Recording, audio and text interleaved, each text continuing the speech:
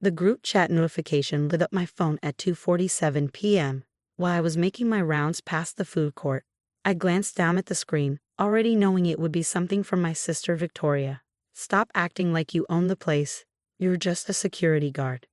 Below her message, Mom had added a single word, "fax," followed by 3 laughing emojis. I stood there in my navy blue uniform, radio clipped to my belt, watching the messages pile up. My brother joined in. For real though, getting too comfortable in that outfit. Victoria sent a photo of me from earlier that morning when I'd been checking the new boutique displays near the main entrance. Someone had captured me talking to the store manager, clipboard in hand. She captioned it, "Mall Cop Energy." I typed back a simple response, "Noted." The truth was, I did own the place. All 847,000 square feet of Sterling Ridge Mall, plus 4 other properties in the tri-state area worth a combined $680 million. But they didn't know that. Nobody did. I'd started buying commercial real estate at 23 with money from a tech patent I'd sold. While my family thought I was wasting my degree working mall security, I'd been building an empire under a NULC that kept my name completely private. The security job? I worked 2 shifts a week because I actually enjoyed it. It kept me grounded, let me see how my properties really operated from the inside. But to my family, I was just their disappointing youngest child who'd thrown away a business degree to wear a uniform and break up fights between teenagers. My phone buzzed again. Victoria had started a video call with Mom and our brother Marcus. I could hear them laughing before I even answered. "There she is, Officer Jenny," Victoria cackled. "Tell me, are you going to arrest any dangerous shoplifters today?" "I'm actually working," I said calmly, watching the couple walk past with shopping bags. "Oh, working so hard," Mom chimed in. "Sweetheart, when are you going to get serious about your life?" "Victoria's opening her 3rd boutique. Marcus just made junior partner. And you're, what? Checking receipts?" Victoria's face filled the screen. "Actually, speaking of my boutique, I'm having the grand opening at Sterling Ridge next month. VIP event. But obviously you'll be working, so I can probably get the day off," I said. No. Victoria waved her hand dismissively. "I don't want my security guard sister hanging around. It's embarrassing. This is for successful people only, industry professionals, press coverage. Your sister could come as a guest," Mom started, then paused. "Well, I suppose it would look odd. What would she even wear?" Marcus laughed. "Her uniform, probably."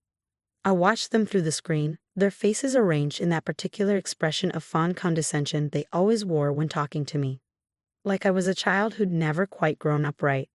"Listen," Victoria continued, her tone shifting to fake sweet. "I'm actually going to be at the mall tomorrow to finalize things with the management company signing the lease for my new store space. Maybe don't hover, okay? I know you like to act important there, but it's kind of cringe." "I'll stay out of your way," I said. "Perfect." She blew a kiss at the camera. "Love you, but like, know your place, yeah."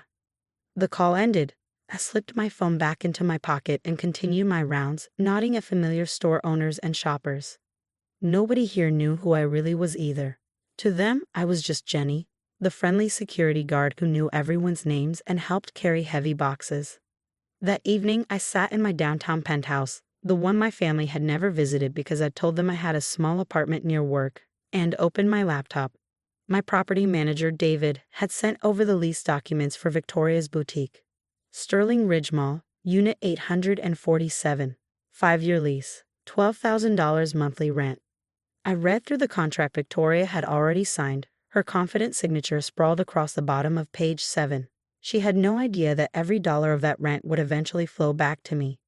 My phone buzzed with another group chat message.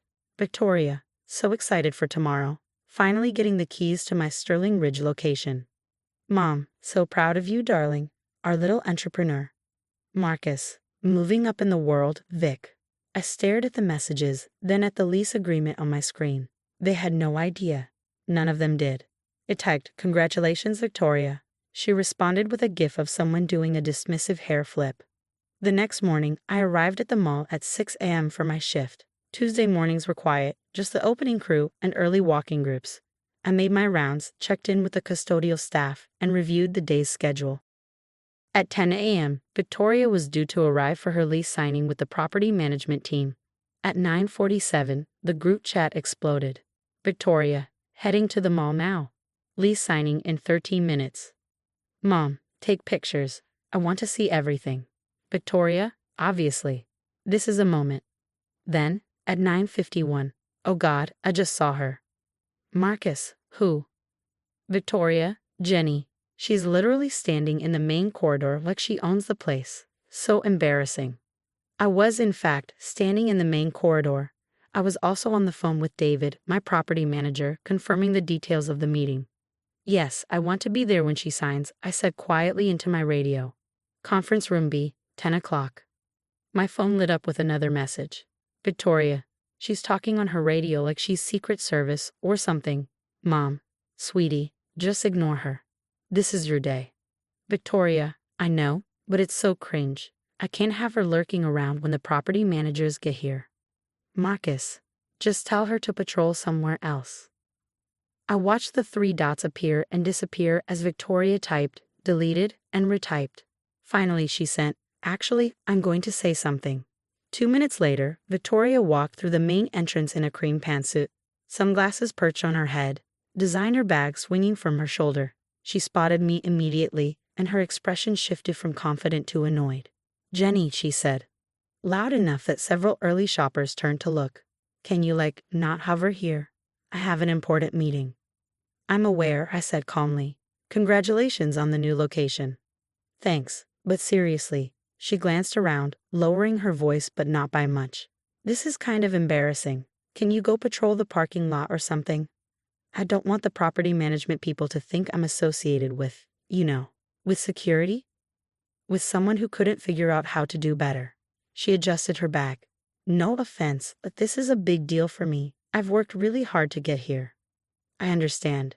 At 10 a.m., Victoria was due to arrive for her lease signing with the property management team. At 9:47, the group chat exploded. Victoria, heading to the mall now. Lease signing in 13 minutes. Mom, take pictures. I want to see everything. Victoria, obviously. This is a moment. Then, at 9:51, oh God, I just saw her. Marcus, who? Victoria, Jenny. She's literally standing in the main corridor like she owns the place. So embarrassing. I was, in fact, standing in the main corridor. I was also on the phone with David, my property manager, confirming the details of the meeting. Yes, I want to be there when she signs, I said quietly into my radio. Conference room B, 10 o'clock. My phone lit up with another message. Victoria. She's talking on her radio like she's Secret Service or something. Mom. Sweetie, just ignore her. This is your day. Victoria, I know, but it's so cringe. I can't have her lurking around when the property managers get here. Marcus. Just tell her to patrol somewhere else. I watched the 3 dots appear and disappear as Victoria typed, deleted, and retyped. Finally, she sent, "Actually, I'm going to say something." 2 minutes later, Victoria walked through the main entrance in a cream pantsuit, sunglasses perched on her head, designer bag swinging from her shoulder. She spotted me immediately, and her expression shifted from confident to annoyed. "Jenny," she said, loud enough that several early shoppers turned to look. "Can you, not hover here? I have an important meeting." "I'm aware," I said calmly. "Congratulations on the new location." "Thanks, but seriously." She glanced around, lowering her voice but not by much. "This is kind of embarrassing. Can you go patrol the parking lot or something? I don't want the property management people to think I'm associated with, with security? With someone who couldn't figure out how to do better." She adjusted her back. "No offense, but this is a big deal for me. I've worked really hard to get here." "I understand." "Do you, though?" Victoria's voice sharpened. "Do you understand what it's like to actually build something, to actually succeed? Or are you just going to walk around in that uniform forever, pretending you matter?" A small crowd had started to gather, other store employees opening up for the day, a few curious shoppers. I saw phones being lifted. "I should let you get to your meeting," I said. "Yeah, you should." Victoria turned away, then glanced back. "And Jenny? Try to be less visible, okay? It's embarrassing for the whole family."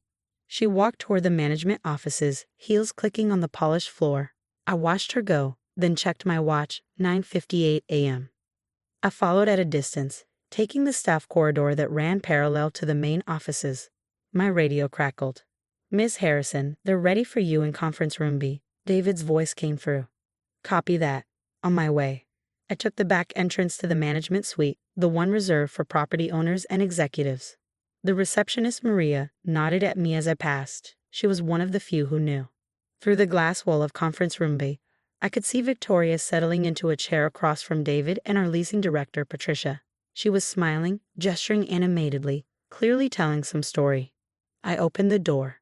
Victoria's voice cut off mid-sentence. She stared at me, then at David, her expression shifting from confusion to irritation. Excuse me? She looked at David. Does she need to check something? Because I really don't think security needs to be in here for a lease signing. David glanced at me, eyebrows slightly raised. I gave him a small nod.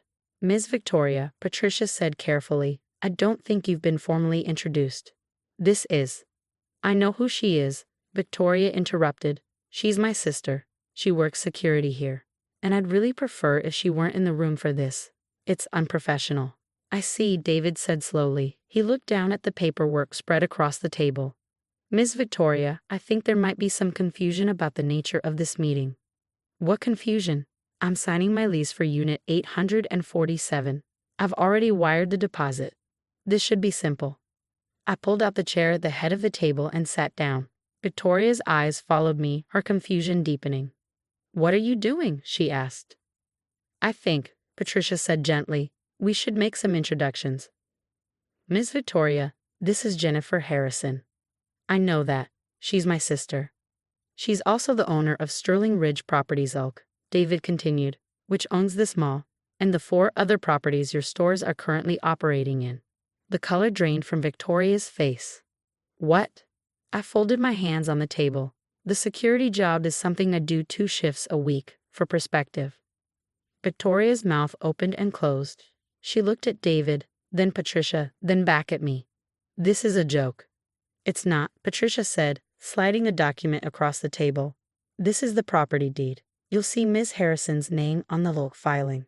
Victoria grabbed the paper, her hands shaking slightly.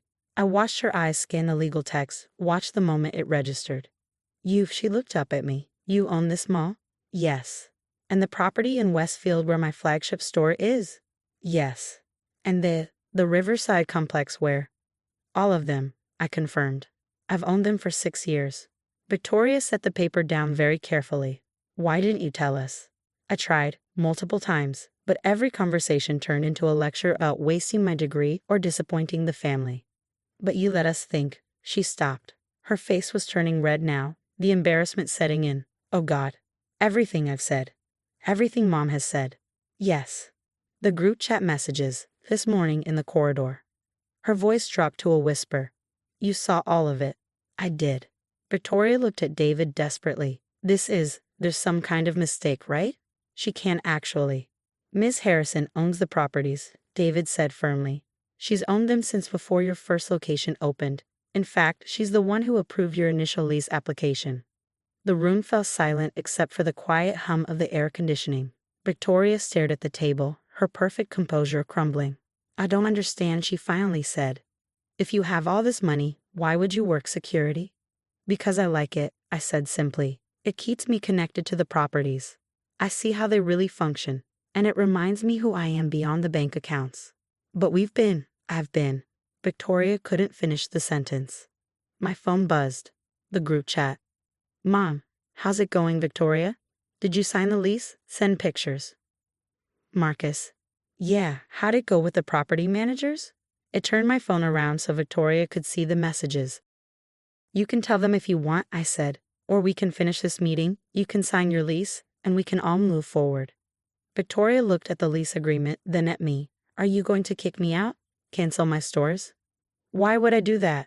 Because we've all been horrible to you. Your stores are profitable, I said. You're actually very good at what you do. I have no reason to terminate successful leases.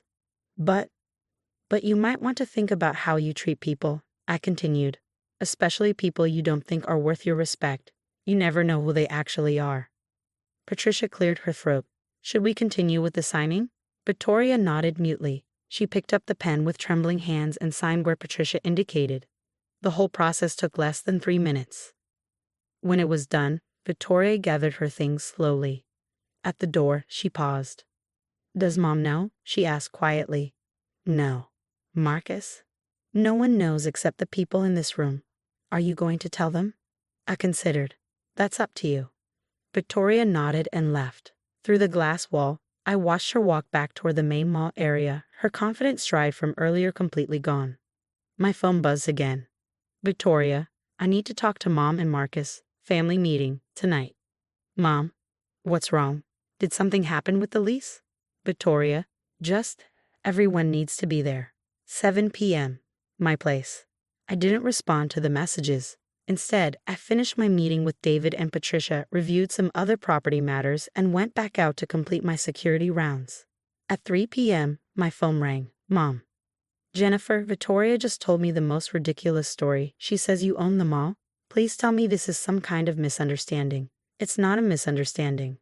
Silence. Then you own Sterling Ridge Mall. And 4 other properties, yes. But you're a security guard.